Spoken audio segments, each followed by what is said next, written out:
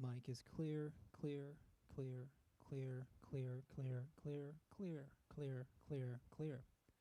Clear, clear, clear, clear, clear, clear, clear. Awesome.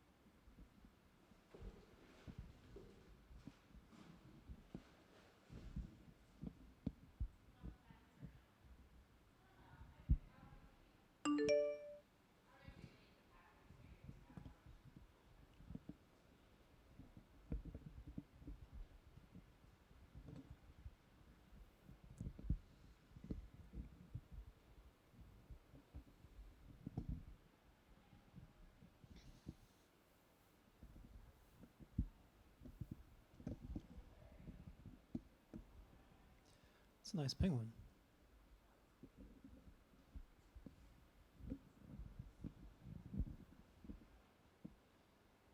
Awesome.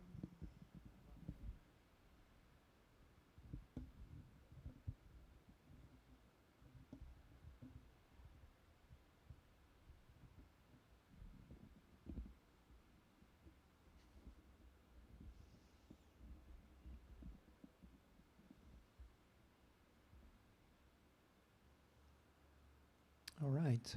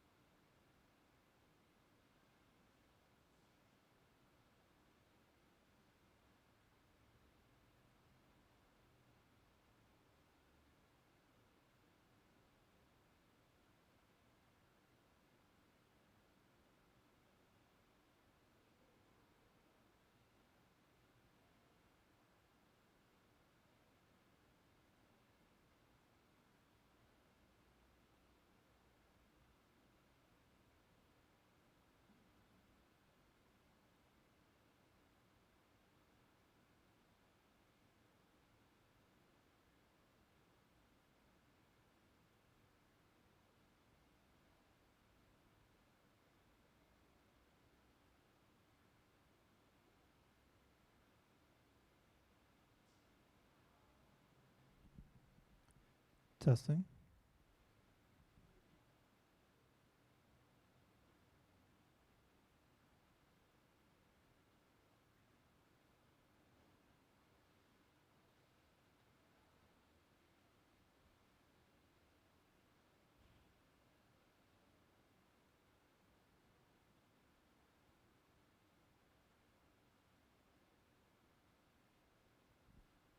Hello. How's it going?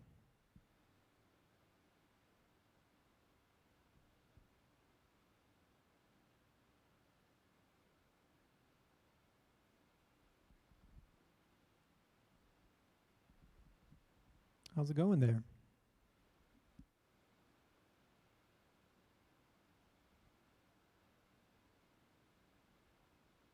How's it going there?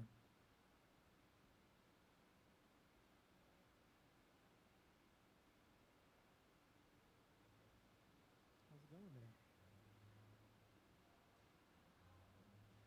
How's life?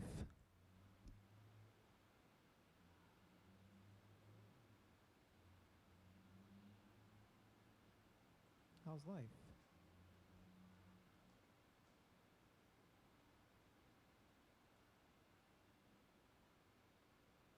How's life?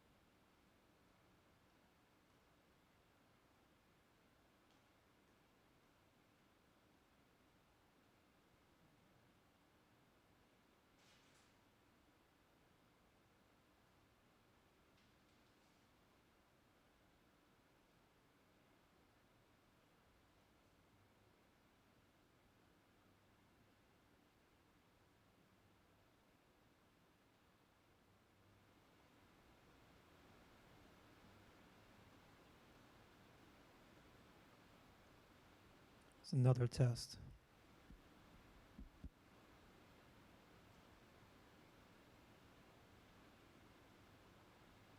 It's another test.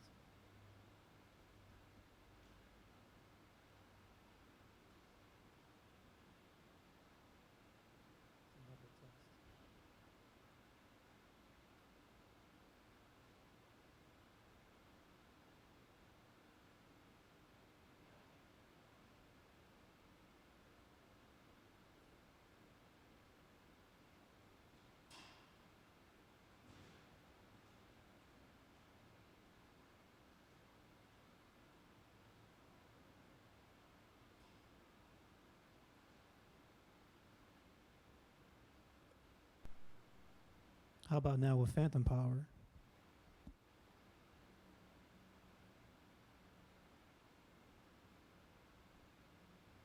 How about now with phantom power?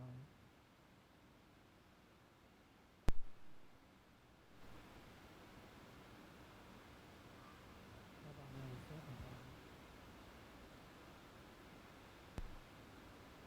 How about now?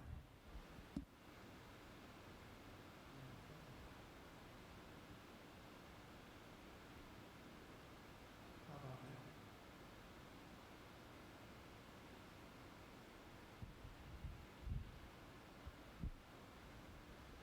How about now?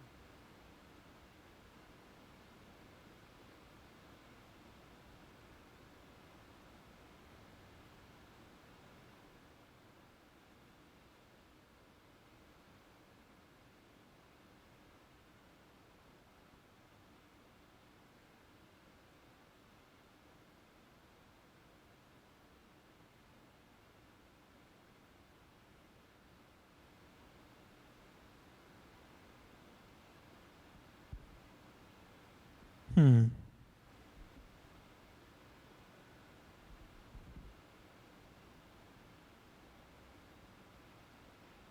Hmm. Left and right gain.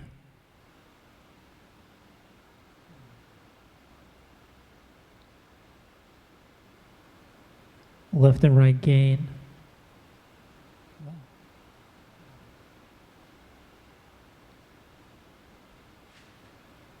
Left and right gain.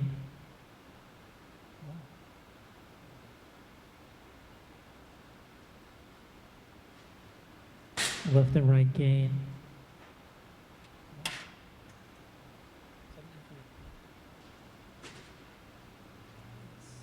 Left and right gain.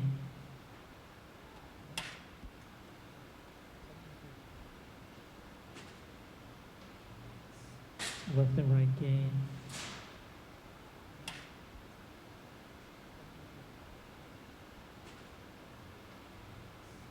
Left and right gain.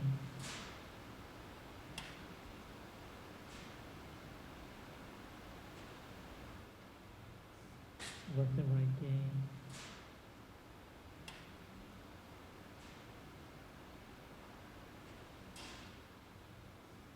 Left and right gain.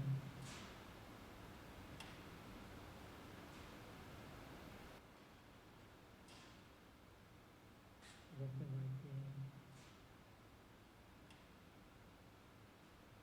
How about now? Left and right gain. How about now? Left and right gain. How about now?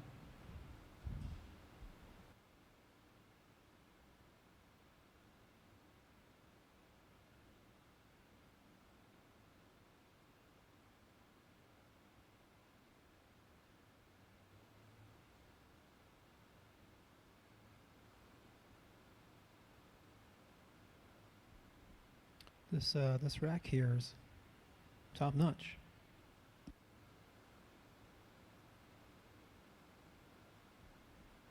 This rack here is top notch.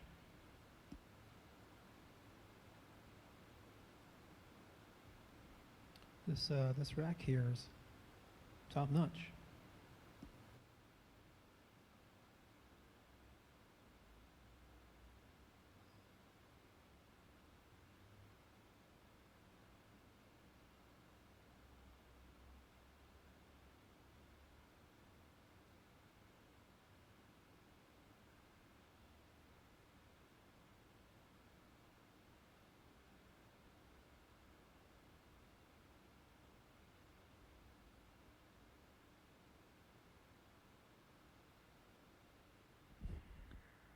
I wonder why.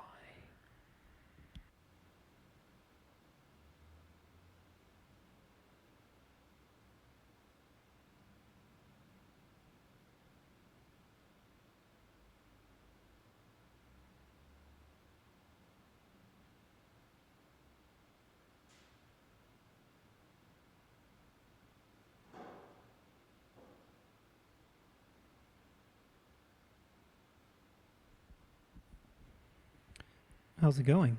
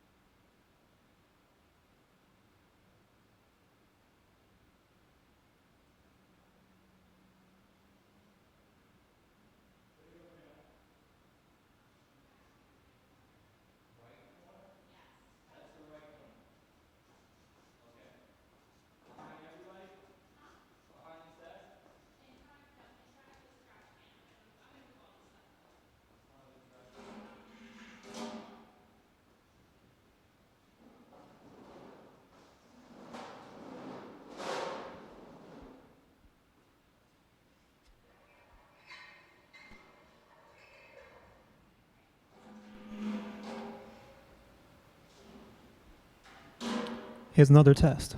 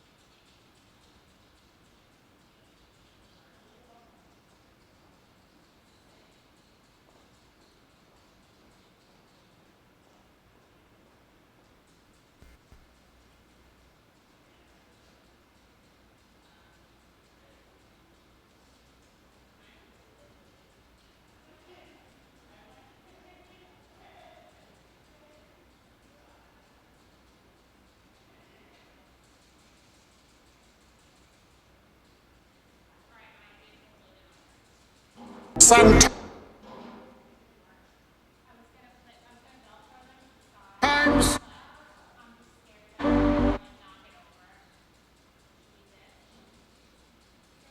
sometimes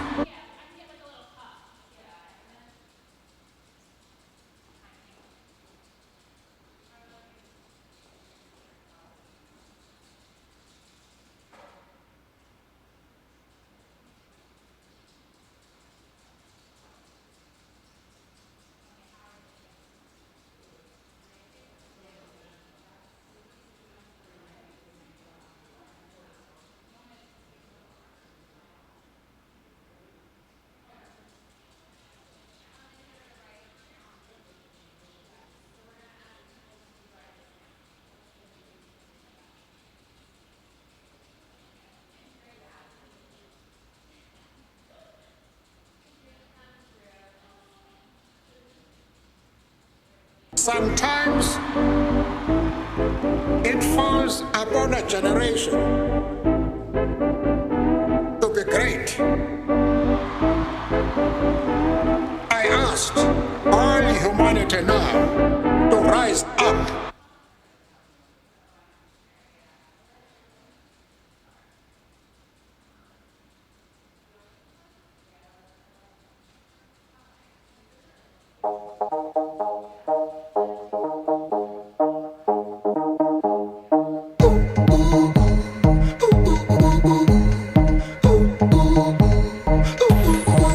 I have a confession, don't take it personal. I have a confession, so you gotta listen.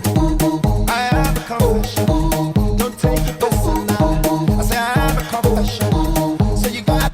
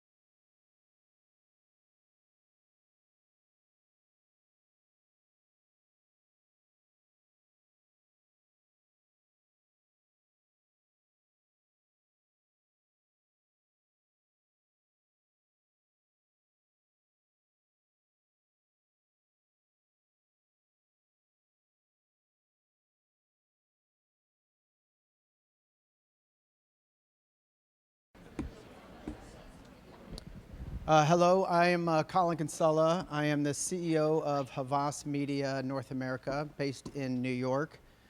Could not be more happy to be here. The panel that we have and the people that are on the panel and what Havas is doing is so kind of intermingled. It really, I think it's going to be a fascinating session and panel. These brands, you know, whether it's Fast Company, Citi, Global Citizens, all phenomenal brands and all do more than talk the talk. They actually walk the walk. And I think I've known these brands for a long time, and it really is interesting to me how consistent these brands are and how they stay in this kind of fight, I guess you would call it, especially as it comes down to trying to get rid of poverty.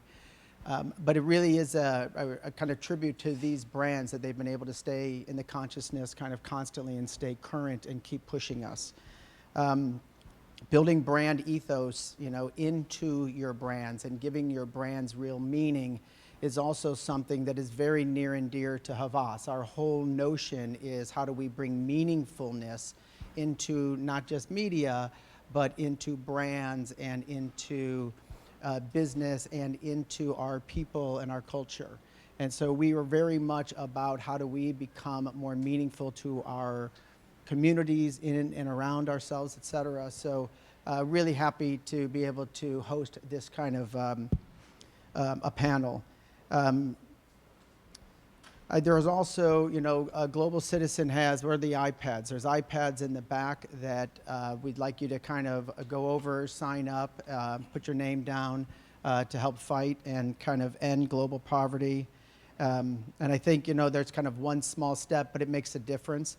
And we also have, and I think I'm the only one who's on there, nope, somebody else is on there, but some notion of what's your meaningful media. What media do you find kind of very precious and that you want to hold on to, and how do you then think brands are trying to do the same thing with their ethos, and how do you make that connection? So with that, I'll ask Thomas to come up and introduce the panel and get started. So thank you, and I hope you have a great session. Cheers.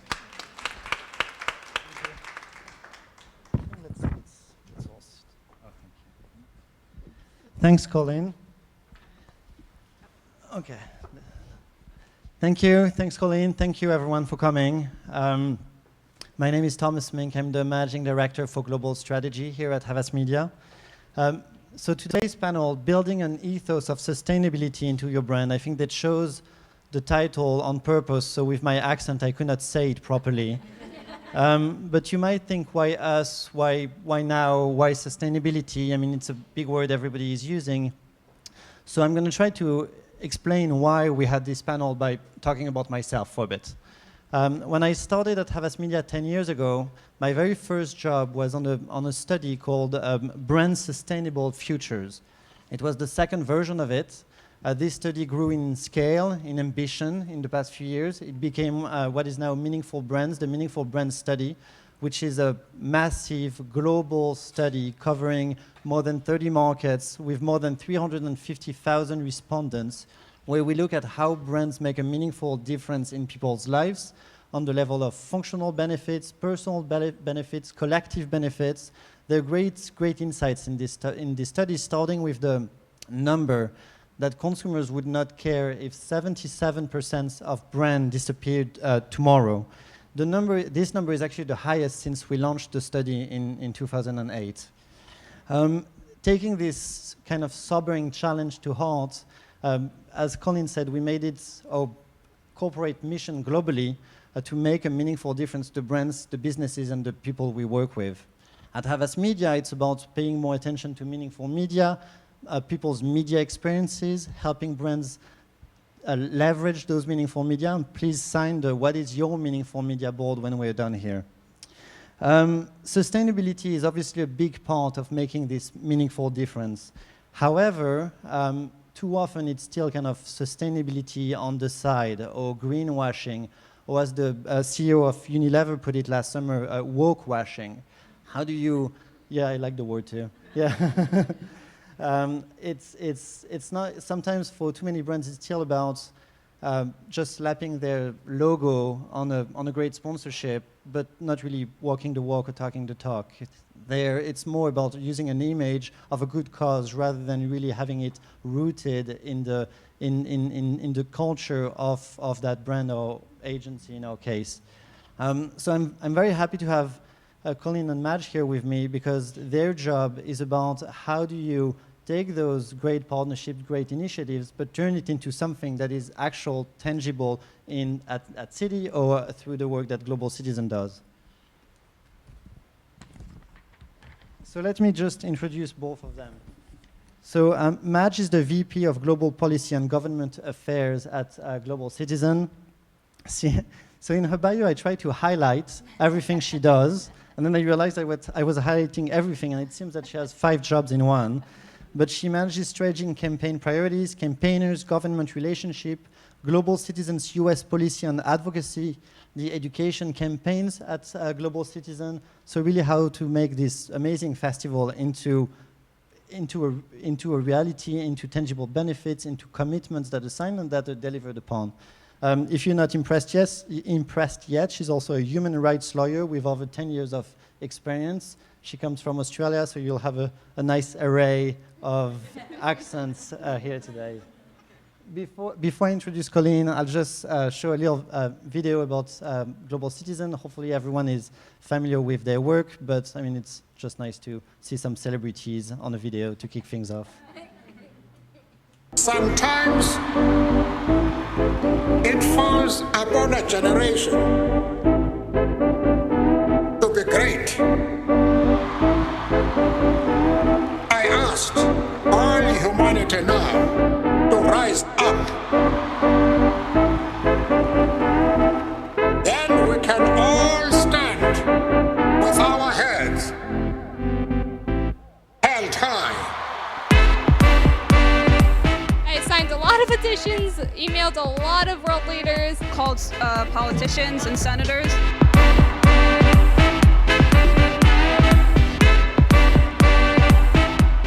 $100 million to help eradicate polio. $4 billion, which will give at least 20 million people access to safe sanitation and water. $46 million to our good friends in education. Cannot wait. 60,000 tons of wheat flour worth $18 million. $250 million for next year. Belgium is going to invest in women and girls an additional 43 million euros.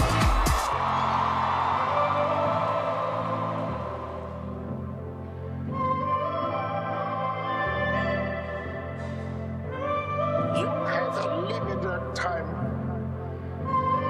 to stay on earth.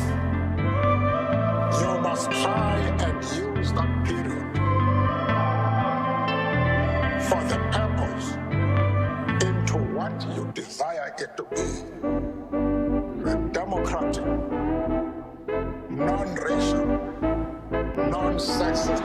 To each and every one of you tonight, I say bravo, as you have earned your ticket here by rising up and serving others.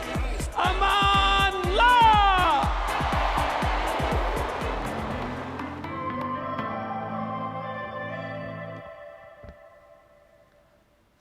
So really cool. I mean, as I told you this morning, I think it helps to have Nelson Mandela voice over a video. Who has been actually at to the Global Citizen Festival here in the room? Not that many. Well, we have big news at the end, and there will be more.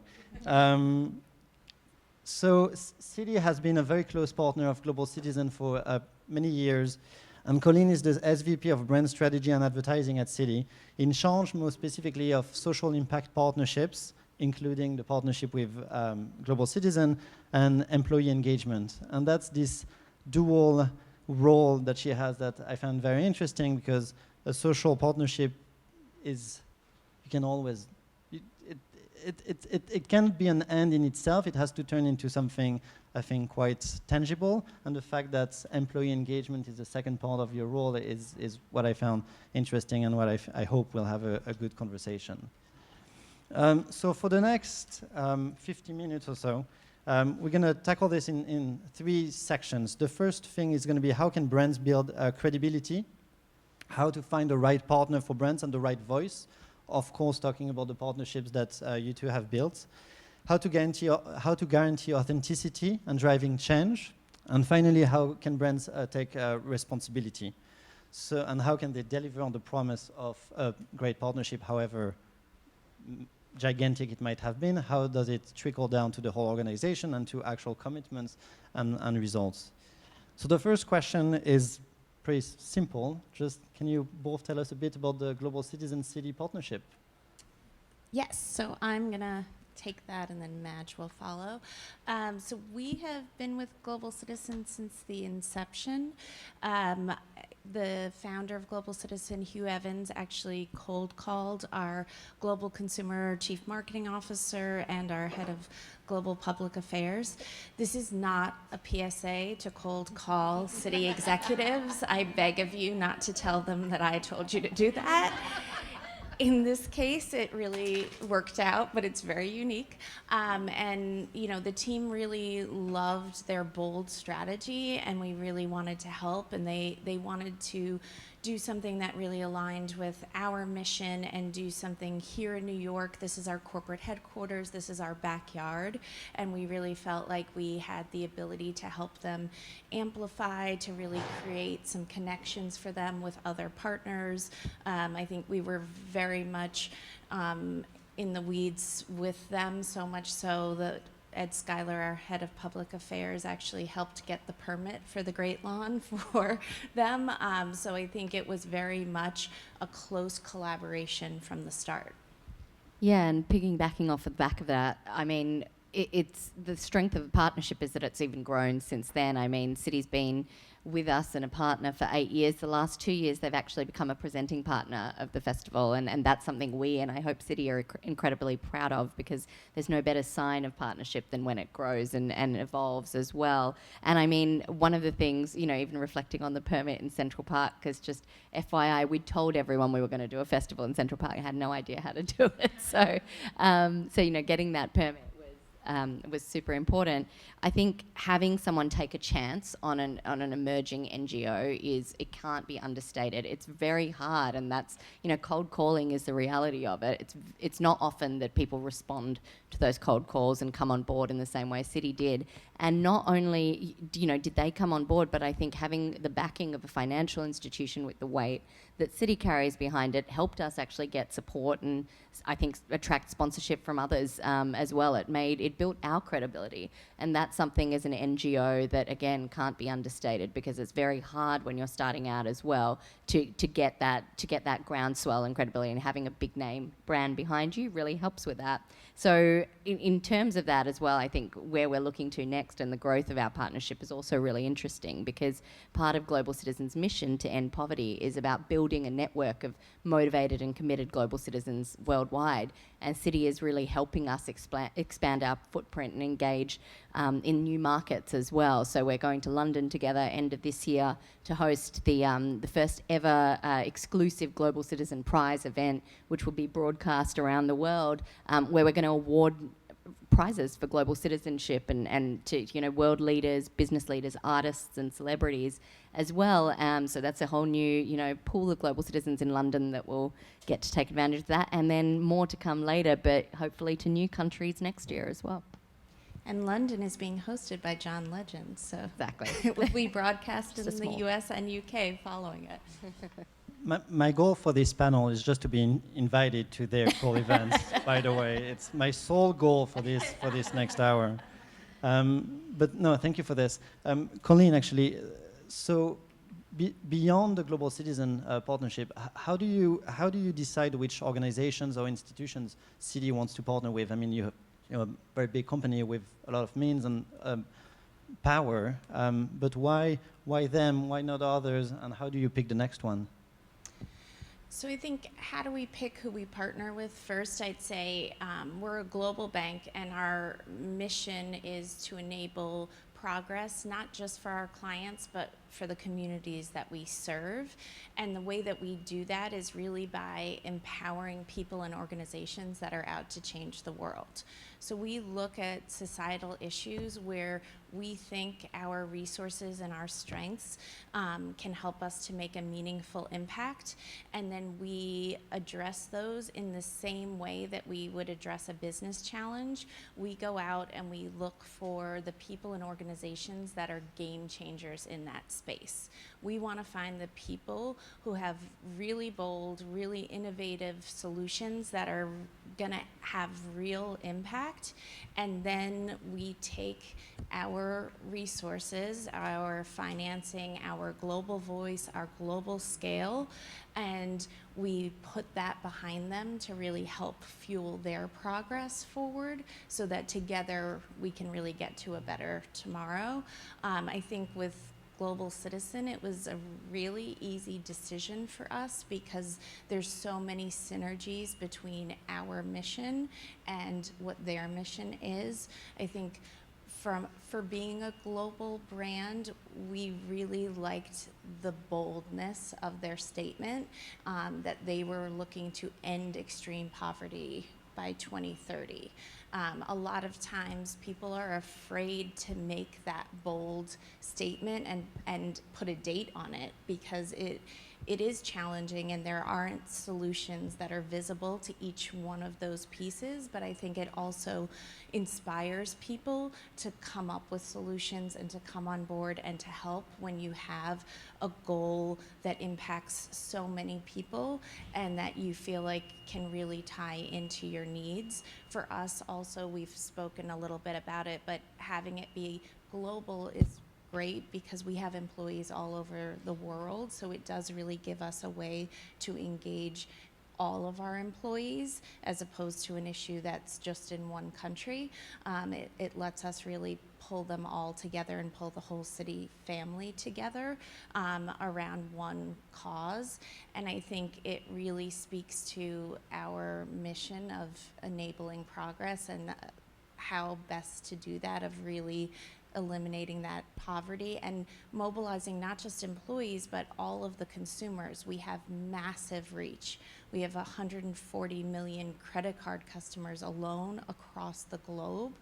We can contact those people, we can share the message and really help a nonprofit has a great vision and has great ways to get things done, but we can help really put up the megaphone to help them amplify that message.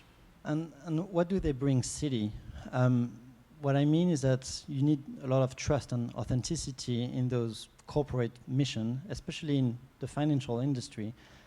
To what extent do you need in your efforts the seal of approval of organizations like Global Citizen?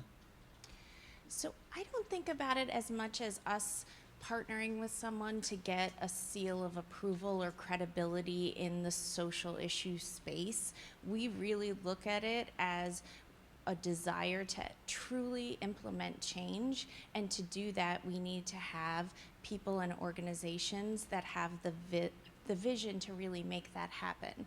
We do not. We have certain things that we know how to do very, very well, and we can help move things along, but we're not going to try to tackle these issues on our own. We want to find the experts and give them the platform and the resources they need to make that change. Looking at it from the other side, how do you choose who you work with? Do you accept anyone? How do you make sure to have not just a sponsor but a partner, to go beyond just slapping a logo on your on the image of the festival? Yeah, I mean, for us, it's about values. We're a values-based cause organisation. So for us, we have to be discerning about who we work with. That doesn't mean we're going to turn anyone away at the door. We're going to have an honest conversation about what our values are, what's within our DNA, and what we hope is we find within the DNA of our partners. So similarly with Citi, and and they were very open to that conversation. We found within the DNA of their organisation that there was issues like world hunger, gender equality, environment and sustainability that we knew for us were going to be key priorities in the fight to end extreme poverty. And with us, that was an entry point to keep working together and developing that partnership a little bit more. And I think it's important to know that it's not just a brand logo or it's not a seal of approval from Global Citizen. I mean, we work with partners that we can push as well. And City knows this. We worked and pushed them too. Part of that is us being good and responsible partners. The other part is that it's going to be critical to have a range and a diversity of partners on board when we're going to achieve these sustainable development goals. We can't do it on our own. Citizens and individuals can't. Governments can't.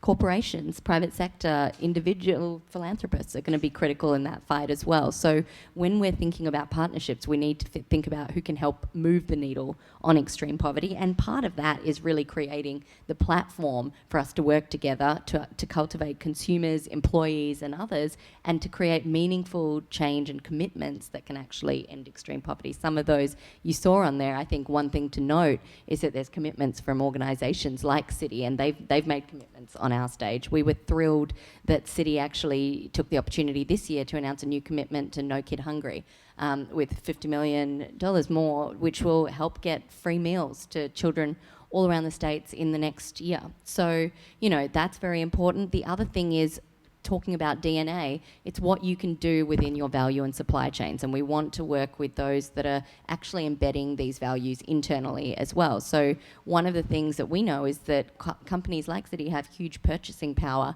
and huge value chains, and everything they touch every day could affect extreme poverty. So we were thrilled that City also made a commitment through WeConnect, and we've seen other companies as well, Procter & Gamble, Ernst & Young and more, make those commitments too, to procure products and services from women-owned businesses around the world. And I think City's commitment was $100 million worth of their products and services they're going to procure from women-owned businesses. And that's a very tangible way that in their DNA and in their value chains, they're going to actually help women living in extreme poverty. There's one type of partner you haven't talked about yet. I mean, you work with the coolest people in the world. You work with the coolest singers, actors, celebrities. We just saw quite a few. How important are those names and those celebrities to your efforts? Yeah, hugely important, obviously. I mean, it makes for great sizzles. But in addition, celebrities are a brand in themselves. They have their own brand and their own consumers and their own support base. So it's critical for us to have, a huge pool of influencers, and they help us also spread our mission and get the word out there. We know that they have much larger platforms than individuals and that hopefully than any of us have at this stage. So using that megaphone as well is just as critical as a brand's megaphone too. So they've been, I can tell one example. You saw Rihanna up there. We were able to work with Rihanna and her Clara Lionel Foundation on the replenishment, so getting new financial resources for the Global Partnership for Education, which helps educate 800 million children in the most vulnerable countries in the world.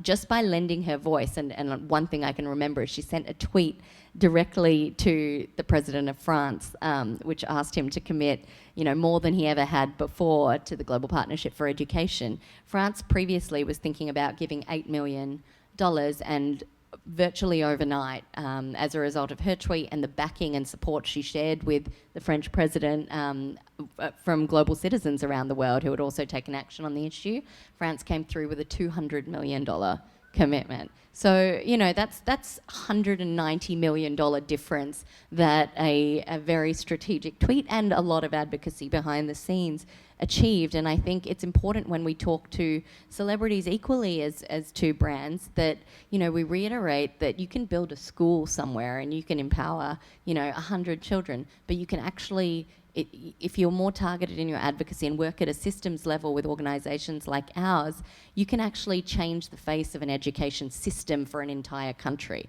and get a whole country's children a much better chance of a future. So that's the way that I think celebrities work. But I think it's not celebrities on their own, and that's important to say as well. It's individual citizens and constituents that are taking action every day, that also play a huge part in it, and celebrities have the ability to amplify their actions and their voices. So I think the combination of the two of those, in addition to all the brands that support us, is incredibly important. When we're done here, I'm going to tweet at Macron. Let's see how much money it unlocks with my 143 followers. But that being said, I remember pictures of Macron and Rihanna. She went for lunch in Paris with him, and so it put the Global Citizen name everywhere in every single publication. I mean, when Rihanna comes to France, it's kind of big news. So, but actually, talking about the, I was surprised to see so few people who actually went to the festival. So, can you tell us a bit more about the festival, how it engages people, how it works? Just, I want to level set everyone's knowledge of Global Citizen, the festival. Yeah, and I hope to see many more at the festival this year. I think the important thing about the festival is it's the culmination point of a movement. It's, Global Citizen is a 365 days a year movement, and the festival is one reward that we offer. It's a pretty significant one, and it's in the middle of Central Park, so it's pretty iconic. But we have, it's built up from our model, which is really encouraging users every day to take action. That can be anything from signing a petition to tweeting at a world leader, and hopefully have as much impact as Rihanna, to sending an email, to making a phone call to your senator and asking them to move the dial on any of the issues from gender equality to health to nutrition to water and sanitation. And what happens every time you take action is that you accrue points on our globalcitizen.org website and on the app.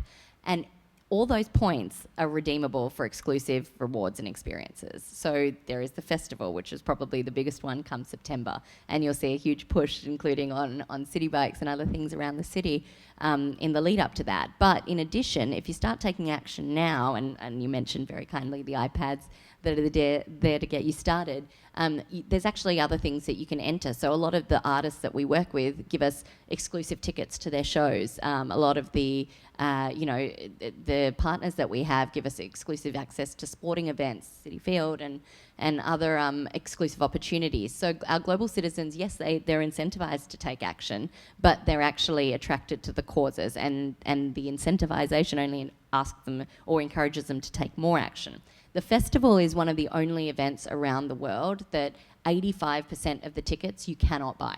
You have to earn your way in. And we think that's incredibly important, because when it comes to causes, we want to make sure that the people that are there are taking action for the right reasons. And what's super unique about that is then we bring together the world leaders on stage who actually stand there and answer their calls and respond with what they're going to do about it, and the business leaders. They get to hear, obviously, their favourite artists as well. And I think, universal language of music is a hugely powerful thing. But the Deputy Prime Minister of Belgium looked so excited He to loves be there. it. He loves it. He's a rock star. But yeah, exactly. World leaders get excited about it too, because it's not often they get to stand alongside, the Pharrell Williamses and the Chris Martins of the world in a venue where they're getting positive profile and feedback for the things that they are doing in response to their citizens' actions. So that response is important. And then on top of that, what we love about it is, being a public event, we can actually hold them accountable for what they say on stage too. And we do. We follow up on every single one of those commitments that's made on stage. And because of that, we know the impact that this event has. And not only can we hold them accountable and we go back to them and ask them with more actions if they don't follow through, but we know that what that's changing is lives on the ground, and that's the most important thing when it comes to what we do. Is numbers and statistics are great, but it's the stories and the people that you affect that are more important, and we know that this event is having that difference. We'll get to results in a second. I just want to move the conversation a tiny bit and back to the world of brands as well. To build trust and authenticity, it feels that you need to be more proactive in how you tackle some issues, how you engage a brand on a certain direction rather than being reactive, which seems to be what most brands are currently doing. Can you tell us a bit how important is it to be leading the pack rather than following the trend?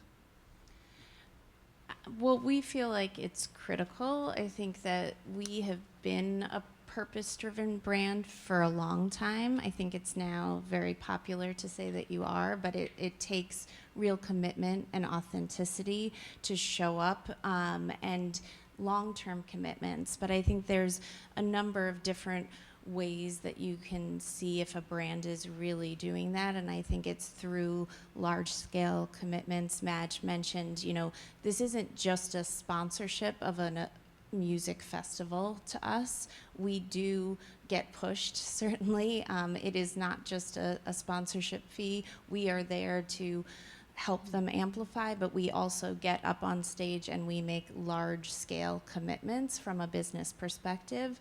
And I think that's something that people don't necessarily realize. It's not the same as us sponsoring a Lollapalooza, which is great, and that's our amazing, and people love it from an entertainment platform perspective, but this kind of brings together two of the things that we love of entertainment and social impact into one, so you can really harness that emotional connection with your consumers of, we're giving you something. Music is the universal language. We know that this is something our consumers love. We have a lot of depth of experience within there, but this is something that also is challenging consumers to come along with us and join us in our mission to enable progress.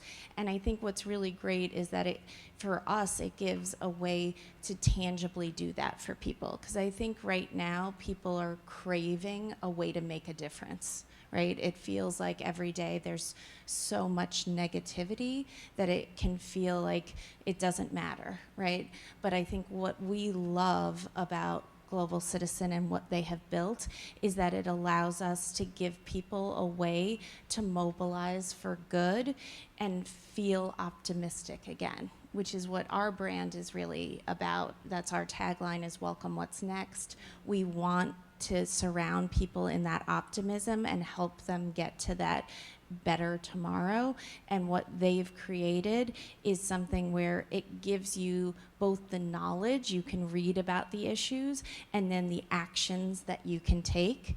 And then in a genius way, they know people, so they added rewards, because we love things and we love to be incented to do good, just like incented to do anything in life. But I think that's one of the things that makes it really powerful for us, is that it does lean back into what we're trying to do from a brand perspective in a challenging time, and bring that optimism and really drive forward change.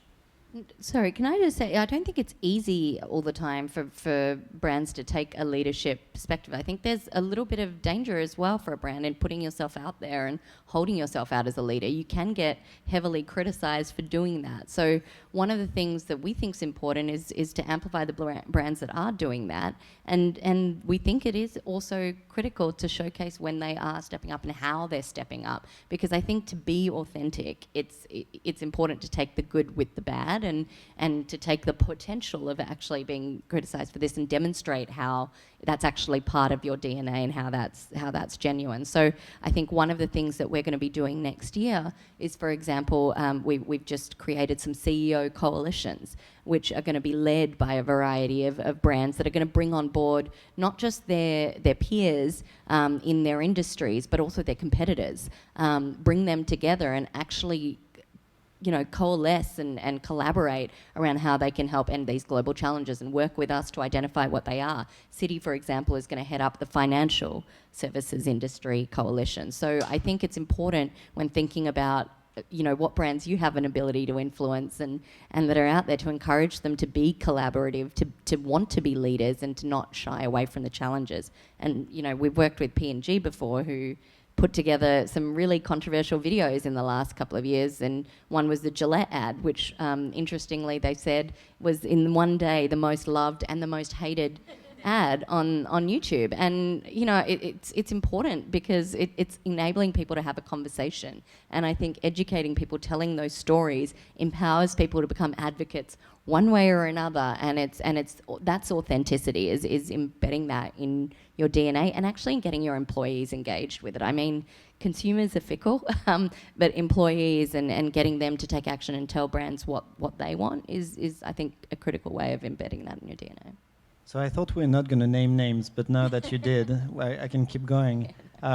For some brands, things have gone wrong, very wrong. I mean, the Pepsi Kendall Jenner ad and the Doritos and Pride. I mean, it has gone wrong for quite a few in those efforts.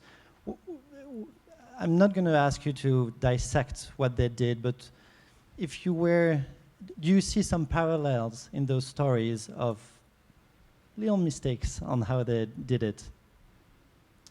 So we don't pick on others, but what I would say is we try to look at, you know, what our work is and how we develop our work. And the thing that I think as a lesson learned that we have as a brand that we're really focused on right now is that diversity is mission critical, not just for brand reputation, but for a company to be successful right now.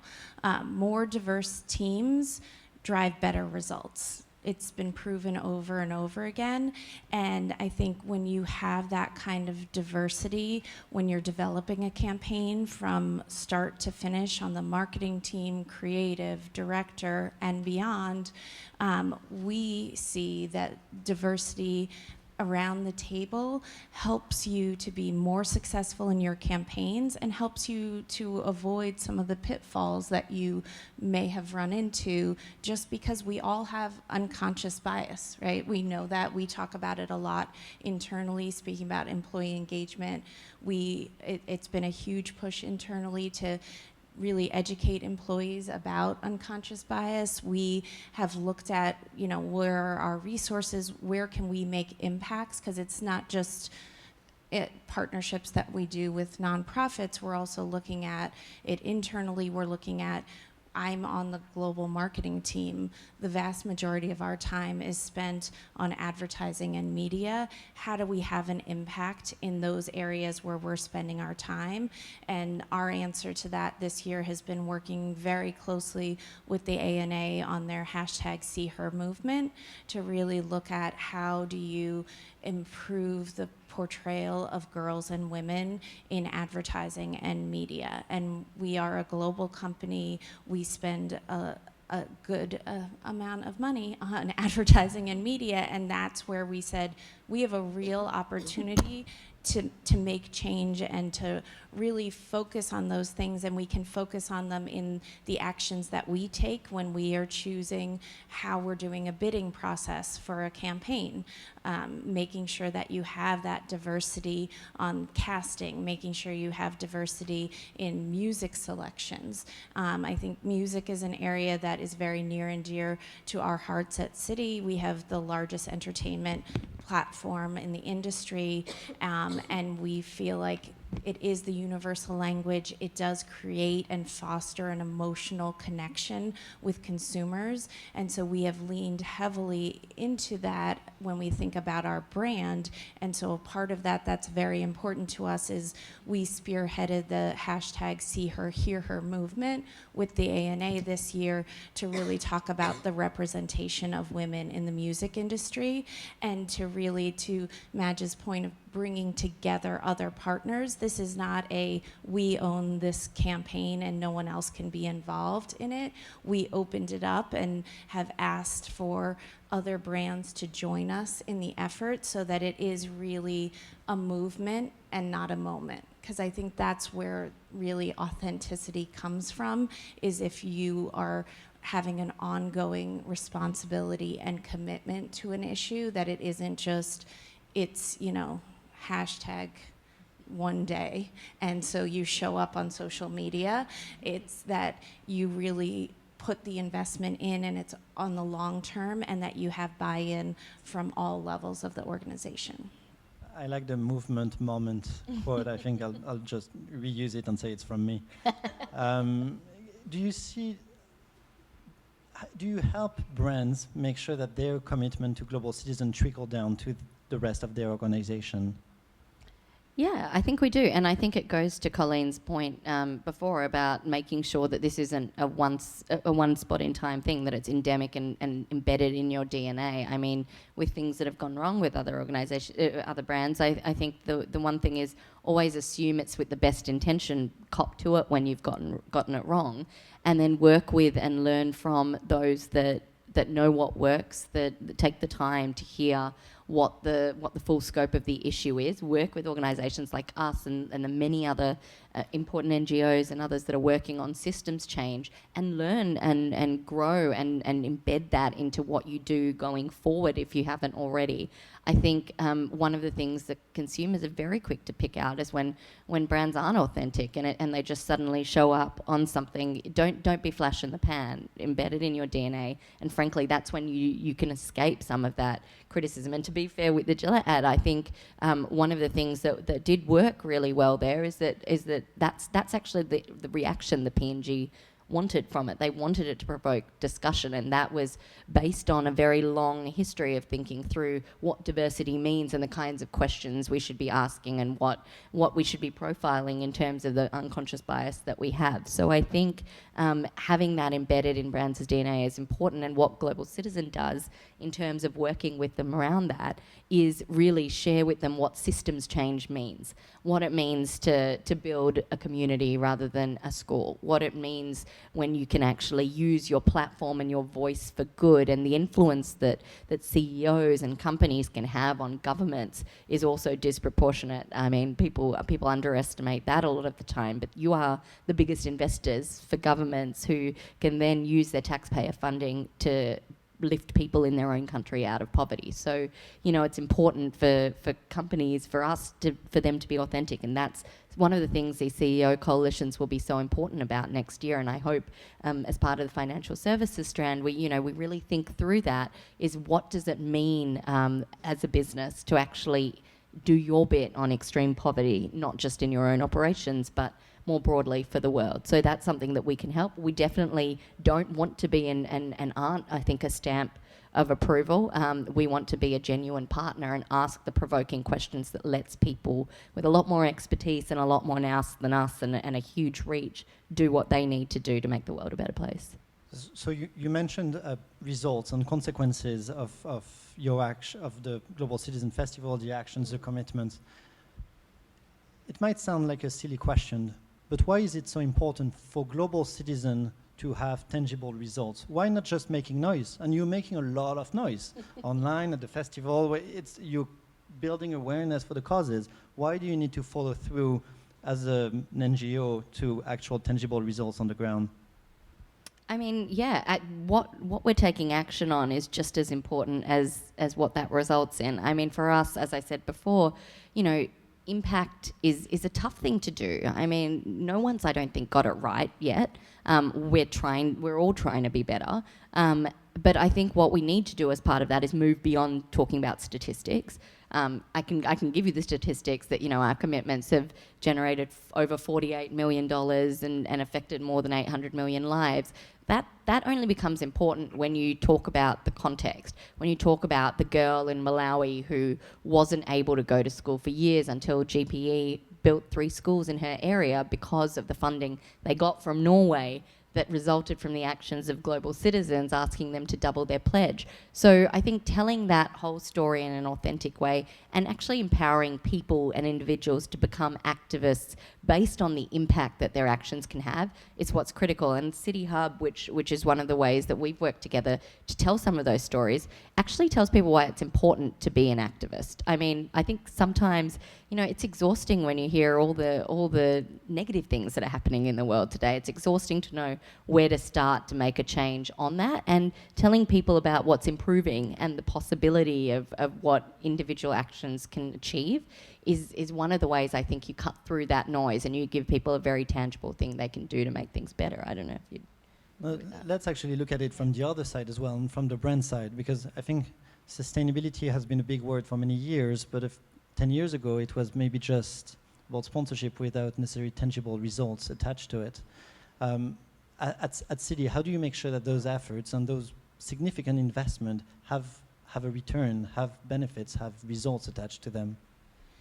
So I think there's 2 things. I think measurement is incredibly important because what we say a lot is what's measured gets done, right? And the measurement gives transparency to the fact that change can be made.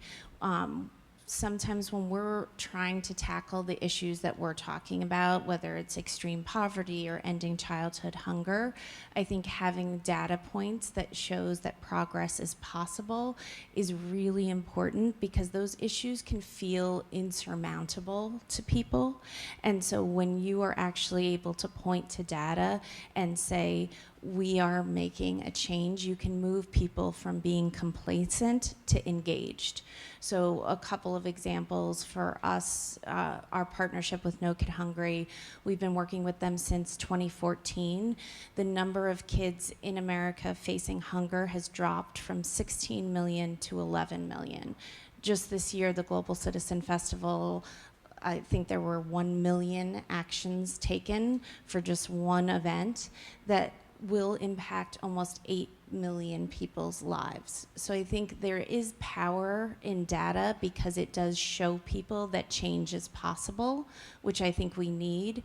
And then I think, to Madge's point of pairing it with storytelling, is incredibly compelling, because you want to have both. At least for us, from a brand perspective, I work within financial services. Almost everything that is done with a business case, a P&L.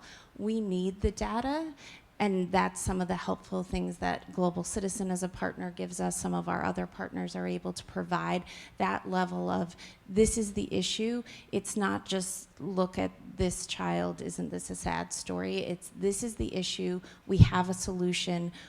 With your help, we can get from point A to point B, and you can bring those two things together. And then when we're going out there and working to engage our employees and working to engage consumers, we bring in that storytelling element to really bring it to life and to show people the impact. But I think for a brand, you need both. As a brand, do you also track the business impact on these efforts, the how much it drives change in perception of the brand, awareness, familiarity? Is this an important aspect of it as well? I think it's critical. So my role didn't exist 5 years ago, right? So it's pretty new to have this kind of work embedded into the business. It was traditionally thought of as, you know, we have a foundation and they will do grants. We wanted to test really having cause marketing or social impact built into the business, because we do believe that doing good is good business, and that we could actually prove that.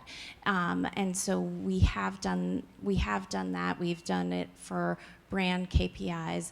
We know that our association with Global Citizen, our association with No Kid Hungry, is lifting perception, so hitting brand preference KPIs.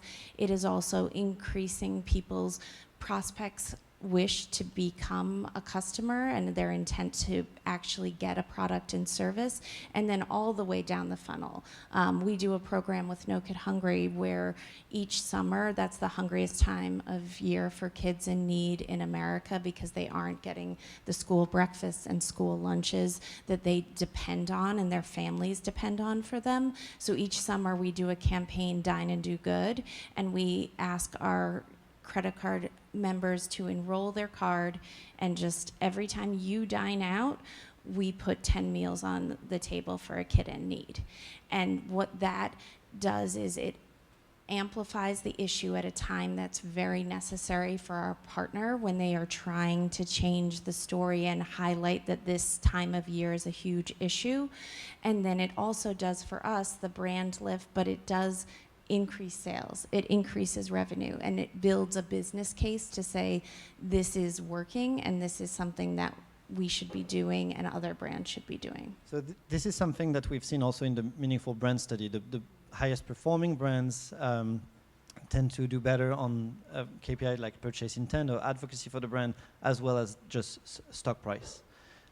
It's a naive question, but if it's a win-win, why isn't everyone doing it?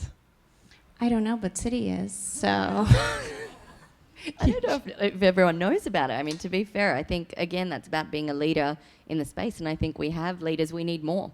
And I think part of the job for Havas and others is getting that word out there and making that business case a viable proposition for for more people and for them to see it as actually something that's going to make them more competitive ultimately in this marketplace. As I've said, consumers are fickle and they can see through people's DNA. So I think given that they respond to that, that's something that's actually in the interests of a brand. And I think it's not just consumers, it's also for companies now to really attract and retain talent. This is a critical thing. People are asking, what do you stand for?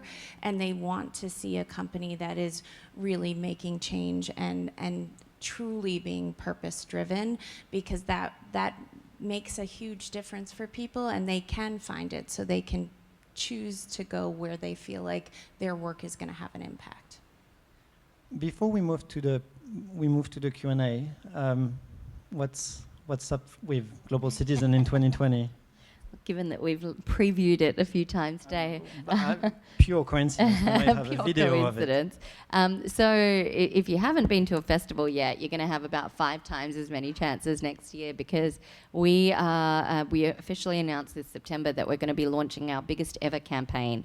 2020 marks 5 years since the UN launched the Sustainable Development Goals to tackle poverty, inequality, and to end climate change. And we're 5 years in and we haven't made all the progress we need to. So next year will spell the need to redouble everyone's efforts and to make a huge leap forward for the next 10 years to ensure that by 2030 we can address all these issues. So what Global Citizen's going to do is we're partnering with a CEO advisory firm, Teneo, and a range of amazing partners like Citi to host 5 events on 5 continents around the world, which will be akin to Live Aid and Live 8, to really generate that groundswell of support and that huge momentum and leapfrog that we're going to need in 2020. And we've got some exciting ways that you can already start taking action. And one of the actions on the iPad is about what we're calling Global Go Live, the possible dream, because we think it is possible. We're optimists at heart as well. So we want you to learn a little bit more about it, but start taking action and earning those points for your tickets to 5 different continents today. So let's watch just a quick video about it, and then we'll move on to questions.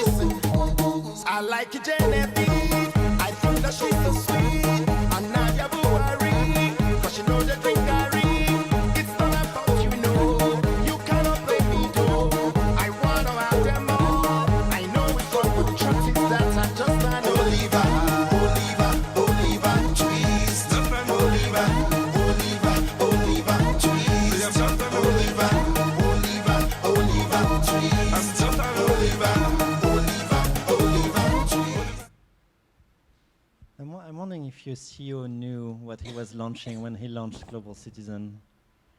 I think he did. I think it's exceeded his expectations, but I think he knew what he was doing, and wait till you hear his next lot of plans.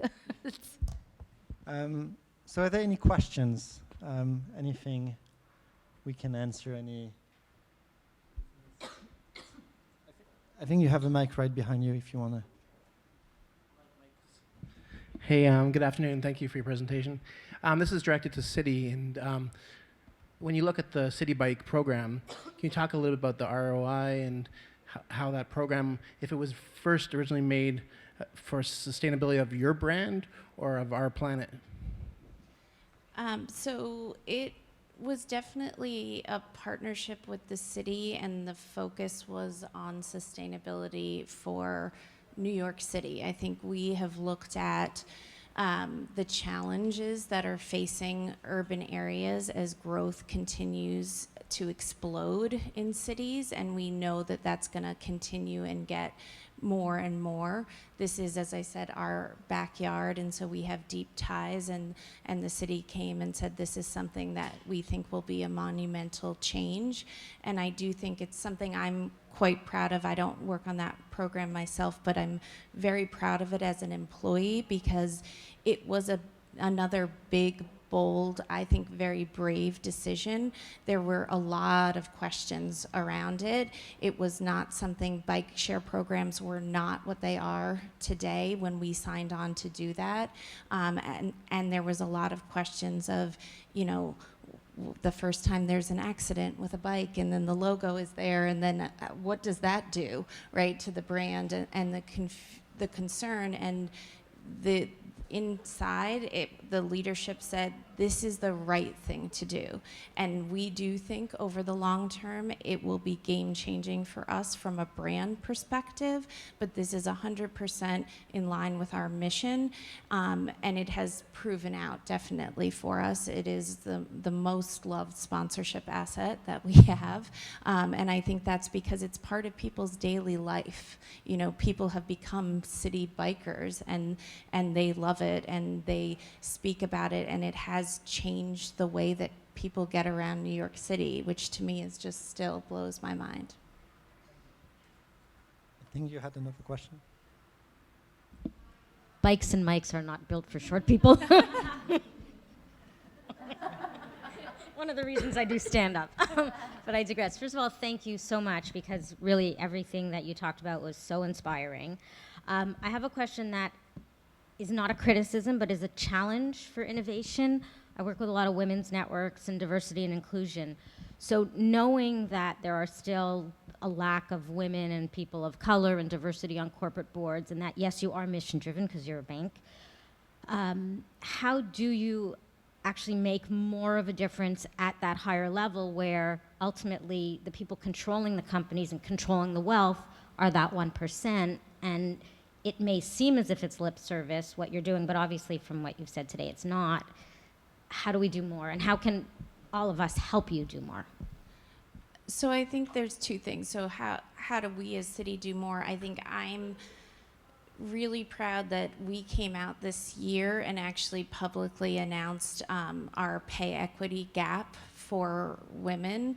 So I think they first gave, you know, the kind of adjusted numbers where it doesn't look like there's a gap, and then we came out and said there is a gap, and we're showing the gap. We were the first bank in the US to show that. It was not required to be disclosed, but we said, going back to what I said before, internally the feeling was what's measured gets done. And so we need to put transparency on it and show it. And our CEO has said, this is an ugly stat. It does not look good for us.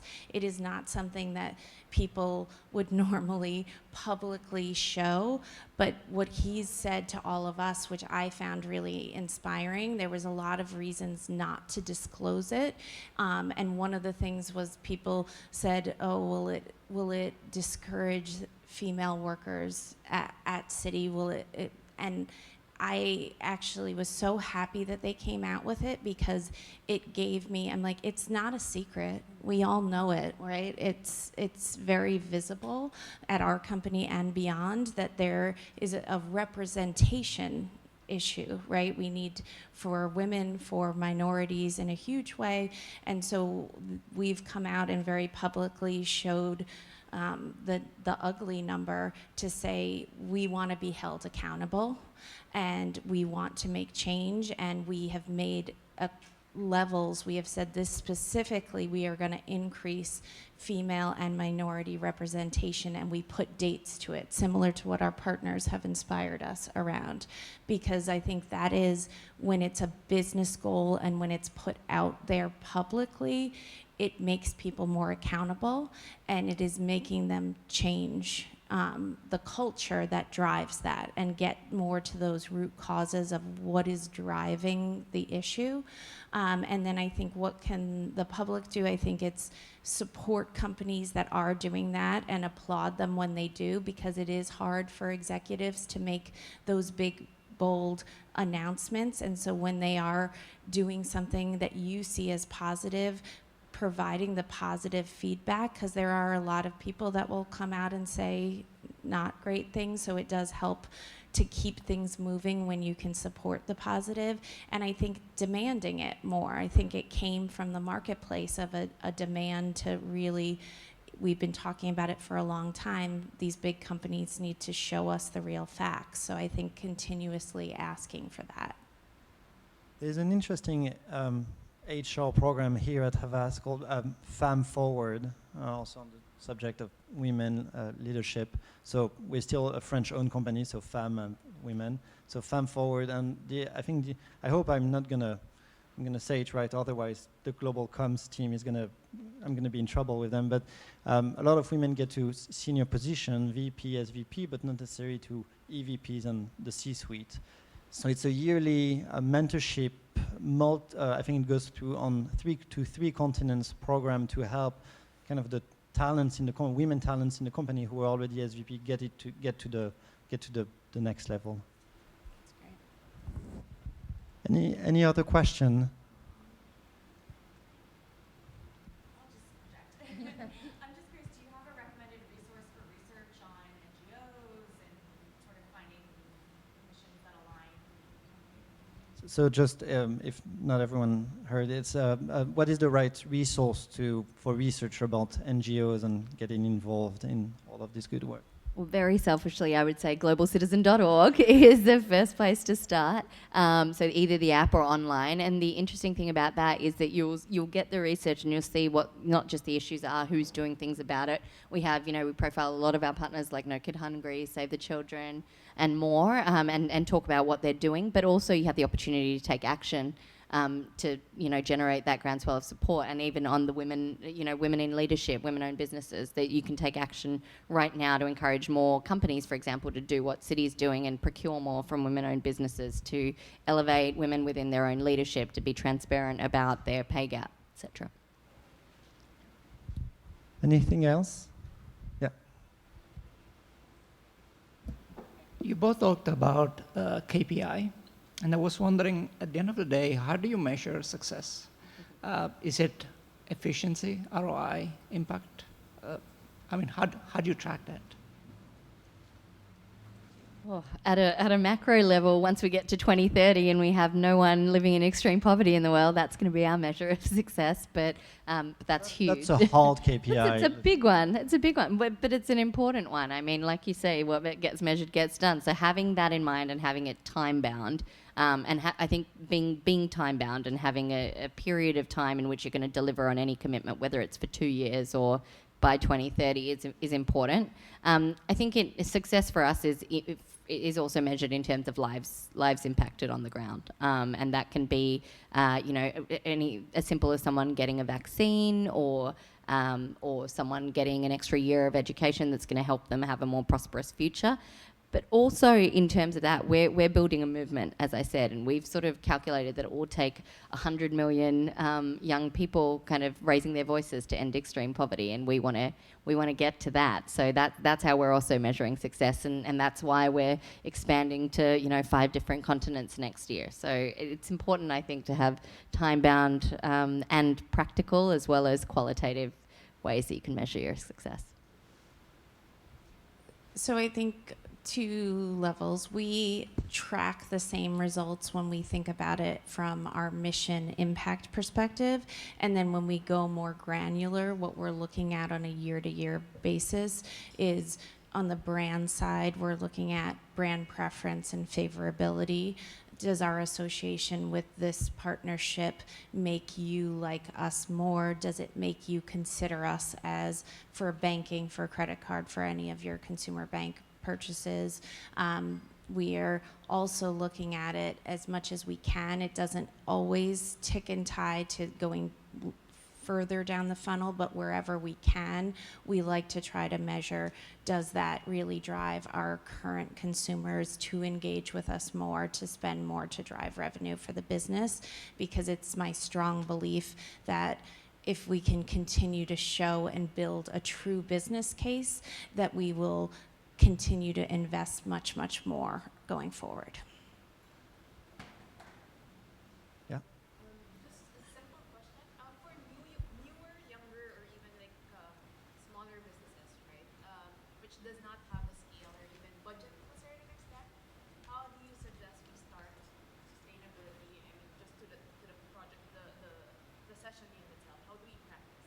So the question is for smaller companies, smaller than city.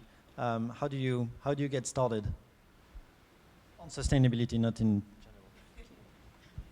I mean, I'll start, but I'm not a business, so I think Colleen's advice will be more helpful. But from an outsider perspective, I think definitely listening to employees, I think is the starting point. Any business, no matter how big it is, relies on the values of its employees, and that's what should filter through to the organisation. So I think hearing from your employees what's important to them and thinking about how you embed that is critical. And then also the UN Global Compact is the UN's arm that talks about how businesses can live out the principles of the UN and implement the Sustainable Development Goals. So even looking at their 10 principles as a starting point of how, as a business, you can embed I don't love the word sustainability, but how you can embed being a good global citizen into your DNA and your business practices, your value and supply chain, as small or big as it is another good suggestion, I would think.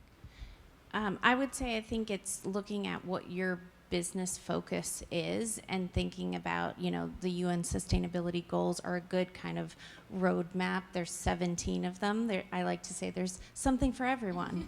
And so I think if you want it to feel meaningful for yourself, for your employees, for your customers, it needs to authentically tie to what you're doing.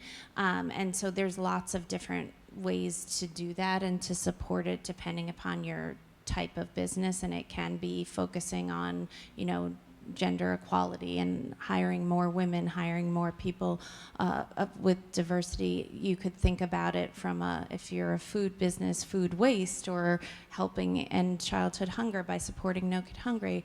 There's a lot of different elements, but I think making it part of the core of your business makes it much more authentic to the people that you're working with, your employees, your talent, and your customers.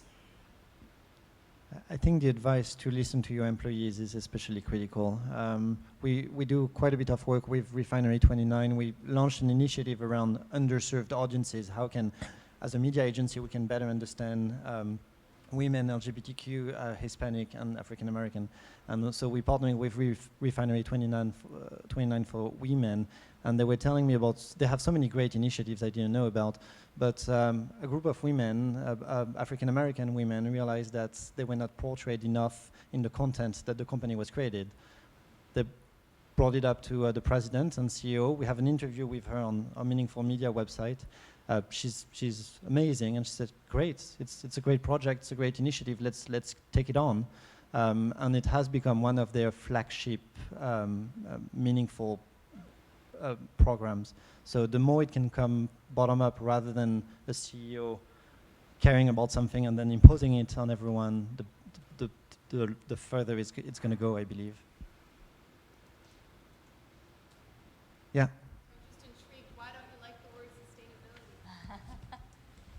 Because I think the thing about sustainability is that it's just business as usual. I mean, sustainability just means getting from one day to the next, and I think we need to be more proactive in that. Some of what I'd rather hear about is what that means to someone. I'd rather hear that sustainability to you is gender equality by X time, or environmental action. But I'd rather turn it into an action word rather than just talking about something that I think already exists. Yeah. I also think sustainability feels a bit limited in a way, and you associate it pretty quickly with environment, I would say, is the first place you go when there's so much more than just this. We had this conversation about the title of the session on sustainability, and we all three of us felt that it felt a bit 2010 and not 2019.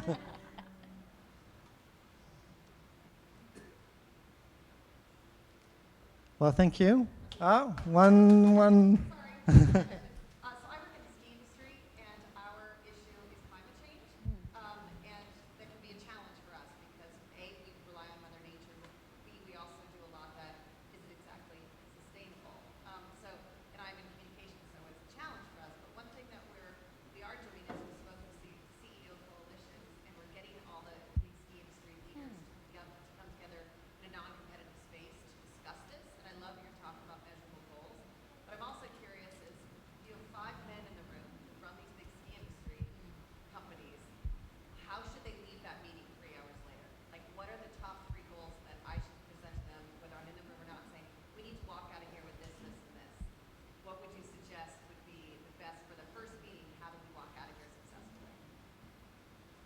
Great question. I don't know that I'm going to be able to answer the whole of it, but I'd love to continue the conversation and drill a little deeper into what that looks like, because it's an important one, and I think I want to get it right.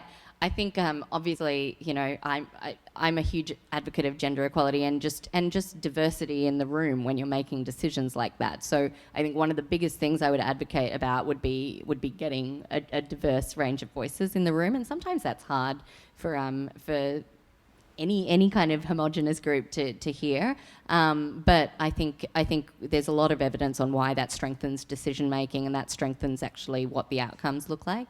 I think the other thing would be having expertise in that room. So expertise on climate change. It might not be, you know, absolutely you rely on the environment for what you do, but there's experts that also might be able to guide your industry on what is working at a scalable level to assist industries like yours. So I think listening and hearing from the experts is really important, and it's important to take the time to do that rather than to rush decisions on what the change in business practices will look like. And then I think the last one you're already doing, which is bring together competitors as well as peers to talk about that.